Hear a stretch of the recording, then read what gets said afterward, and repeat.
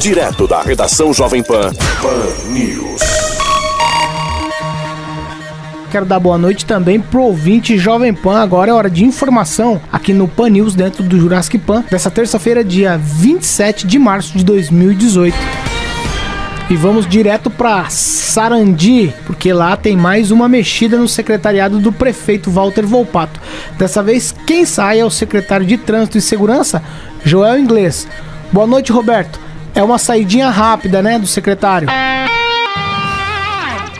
Boa noite, Paulo Caetano, boa noite, Carioca e os amigos da PAN.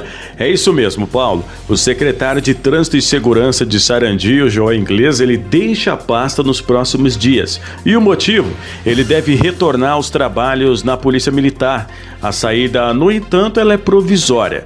Por direito, o secretário pode permanecer afastado da PM por 2 anos. E o prazo vence agora, no início de abril. Caso não retorne, o policial pode sofrer aposentadoria compulsória. Acontece que Inglês está há pouco tempo de completar 25 anos na Polícia Militar e, neste retorno, entrará com um pedido de aposentadoria. O secretário estima ficar uma média aí de 30 dias fora da pasta. Então, só para exemplificar um pouquinho aqui, Paulo, é mais uma saída para resolver essa questão mesmo de aposentadoria. E ainda falando de Sarandi, a cidade vive o impasse novamente do fechamento da Avenida Rio de Janeiro. Está previsto para esta quarta-feira pela manhã o fechamento em definitivo da via pelo DR. O prefeito Walter Volpato, ele viajou à capital do estado para levantar essa questão do fechamento com a vice-governadora Cida Borghetti. Recentemente, Paulo, sabemos que a via ela foi fechada, ela foi aberta e agora querem fechar novamente. Mas que impasse que acontece na cidade de Sarandi, hein? Roberto Lima para a Jovem Pan. Em todos os lugares, em multiplataforma. Jovem Pan, a marca da credibilidade. Jovem Pan. E em política, tudo é possível, hein, Ângelo? Inimizades viram grandes amizades do dia para a noite. E o Democratas, antigo PFL, está apoiando aí uma candidatura costurada pelo PP? Boa noite.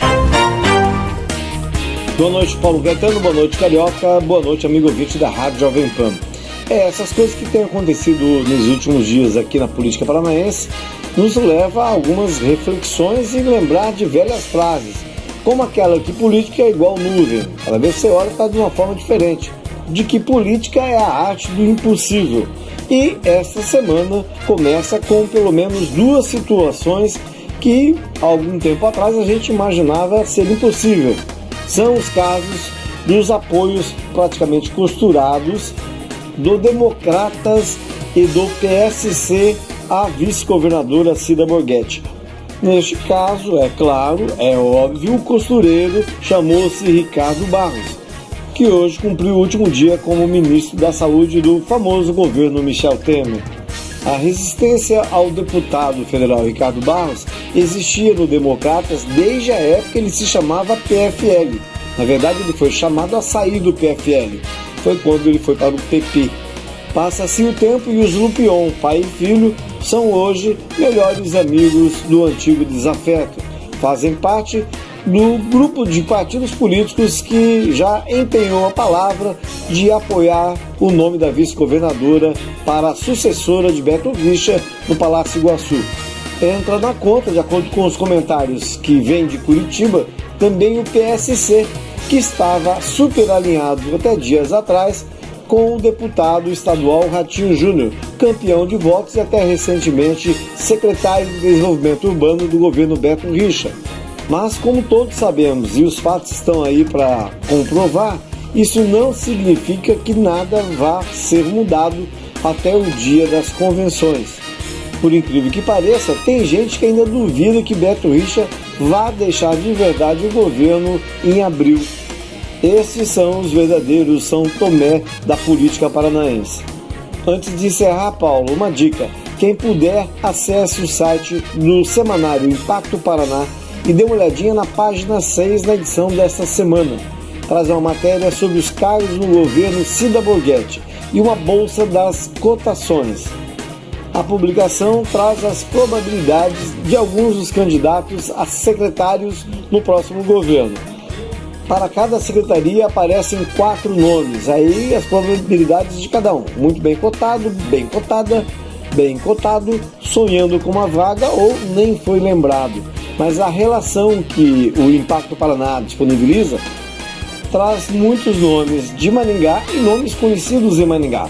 Vamos lá, entre eles, Marcos Valencio, José Boba, Horácio Montesco, Carlos Roberto Pupim, Ricardo Gomide, Emília Bellinati, Décio Esperandil, Paulo Tripolone, Moisés Pessutti, Guatassara Bueira, Leopoldo Fieschi, Luiz Manzato, José Luiz Bolvo, Eduardo Requião, Maurício Requião, Henri Jean Viana, Emerson Petrive, o Boca Aberta lá de Londrina e até o famoso bruxo curitibano Chique Jeitoso.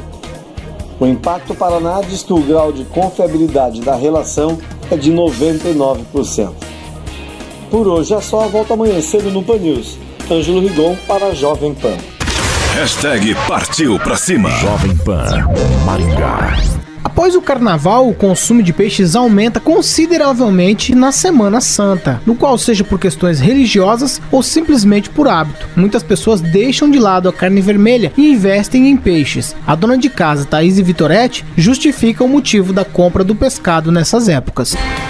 Durante o período de festas e na Semana Santa, nós não temos essa tradição, esse rito, mas acabamos comendo porque a gente encontra mais variedades no mercado, ou os amigos se reúnem, cada um de uma crença ou tradição diferente, e acaba fazendo um peixe. Por este motivo, na Semana Santa a gente acaba comendo mais peixe. E nesses tempos, os supermercados e casas especializadas costumam criar espaços exclusivos para o bacalhau, um dos mais procurados pelos brasileiros. O peixe se popularizou no país após a chegada da corte portuguesa e já foi considerado um prato popular, mas desde 1960 o preço passou a ser tão salgado quanto o próprio peixe e afastou o pescado do cardápio das pessoas. E mesmo assim, famílias como a da dona Lucinei Bressanini ainda buscam pelo bacalhau. O peixe que eu como mais nessa época é o bacalhau, porque ele é mais fácil de encontrar. Bacalhau a gente encontra nessa época.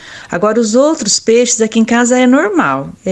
Mesmo tanto que a gente come nessa época, a gente come nas outras épocas também. Com o peixe em valores altos, a procura ficou somente para datas especiais, como o Réveillon, Quaresma e especialmente a Páscoa, tornando o pescado um produto sazonal para a maioria das famílias. A produtora de peixes, Fátima Cosmos, disse que o consumo vem caindo ano após ano. O consumo do peixe realmente aumenta um pouco na Quaresma e na Semana Santa. Mas, na verdade, na Semana Santa, porque antigamente o consumo era maior na Quaresma toda e na Semana Santa. Hoje caiu bastante essa tradição, né? Porque é uma tradição da Igreja Católica, que antigamente falava-se que era pecado consumir carne vermelha, né? Durante esse período. E hoje até os padres falam que não é pecado.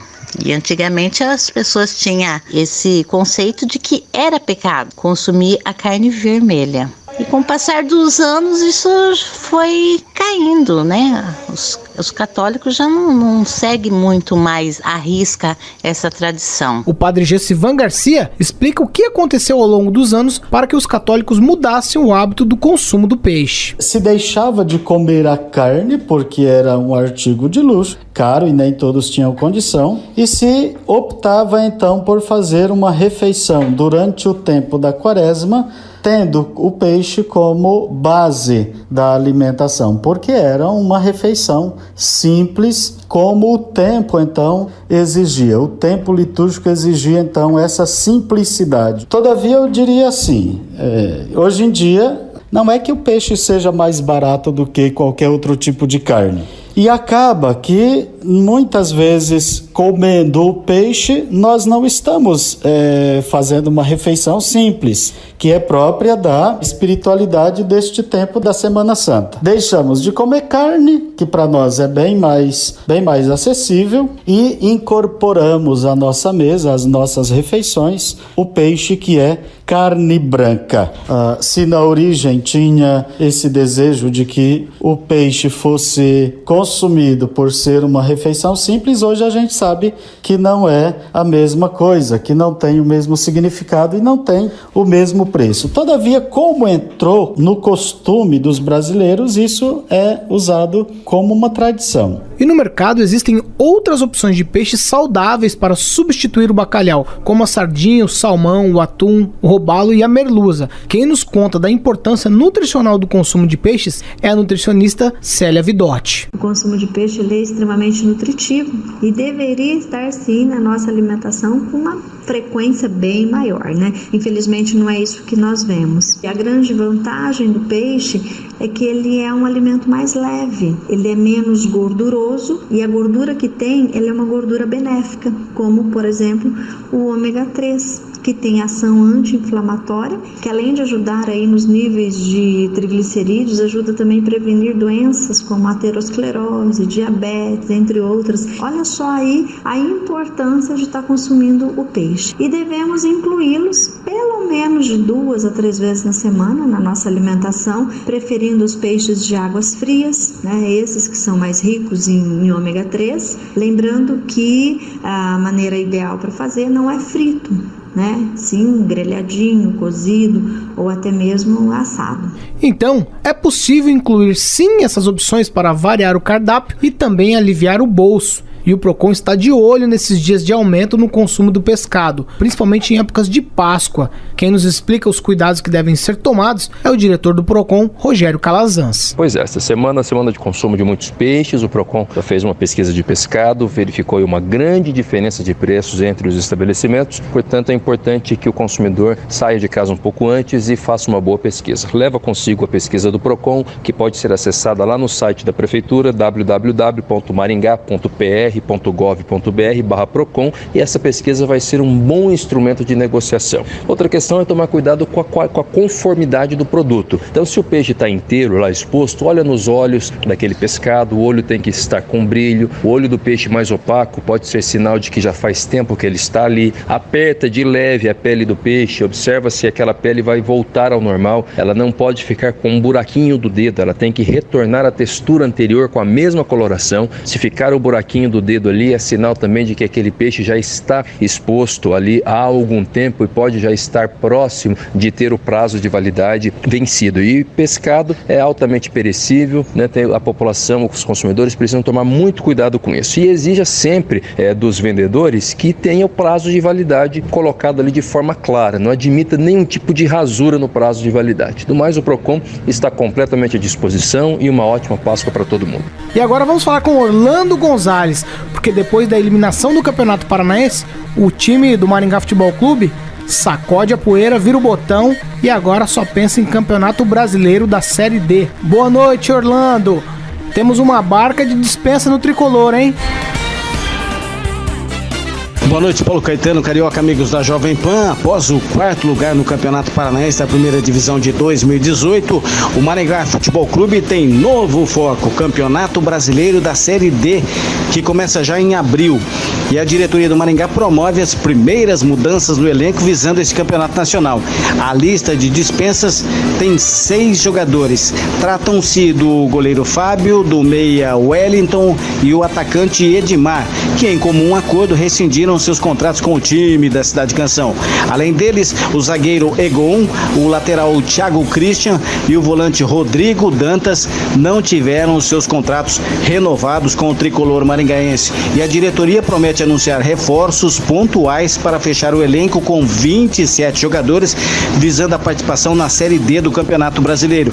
O objetivo, é claro, é conquistar o acesso à Série C em 2019. A primeira partida do Maringá na Série D do Brasileiro de 2018 será contra a Caldense, dias 21 ou 22 de abril, no Estádio Yuri Davis, em Maringá. O tricolor integra o grupo A14, que ainda tem a Linense de São Paulo e o Madureira do Rio de Janeiro. O elenco maringaense, após aquela derrota de 5-0 para o Atlético Paranaense, se reapresenta amanhã a partir das 9 horas no Centro de Treinamento Tricolor. No ciclismo, Paulo Caetano, Gabriela Yumi, melhor ciclista de pista do Brasil, recebe amanhã o Prêmio Brasil Olímpico no Rio de Janeiro. E ela está conosco, está contente com a premiação, né, Gabriela? Eu estou muito feliz em receber esse prêmio e poder representar a cidade de Maringá, a cidade que oferece toda uma estrutura para minha modalidade, que é o ciclismo de pista. Eu só tenho a agradecer a minha equipe Clube Maringaense de Ciclismo e aos patrocinadores por todo o apoio no ano de 2017. Eu estou bem ansiosa e animada para receber esse prêmio, que para os atletas é um reconhecimento de todo o nosso trabalho e dedicação, e faz a gente acreditar que está no caminho certo. Então eu estou bem animada para amanhã. Paulo Caetano e a Amanda Kunkel, que disputou os Jogos Escolares da Juventude de 15 a 17 anos, representando o Maringá, também vai receber homenagem do Comitê Olímpico Brasileiro. O Prêmio Brasil Olímpico acontece amanhã, às 20 horas, na Cidade das Artes, no Rio de Janeiro. E a cerimônia será transmitida ao vivo pelo canal Sport TV. É isso, Orlando Gonzalez para Jovem Pan. A edição de hoje do Pan News fica por aqui. Eu quero convidar você a participar do Pan News. É só mandar um e-mail para jornalismo@jovempan.net, fazer contato com a redação no 21010001 ou pelo WhatsApp da Jovem Pan, que agora é uma plataforma interativa. Você vai lá no menu jornalismo e manda sua denúncia ou sugestão de pauta. Notícia com credibilidade é aqui na Rádio do Brasil. Hashtag partiu pra cima. Onde quer que você esteja, permaneça bem informado. Jovem Pan, sempre a par dos acontecimentos.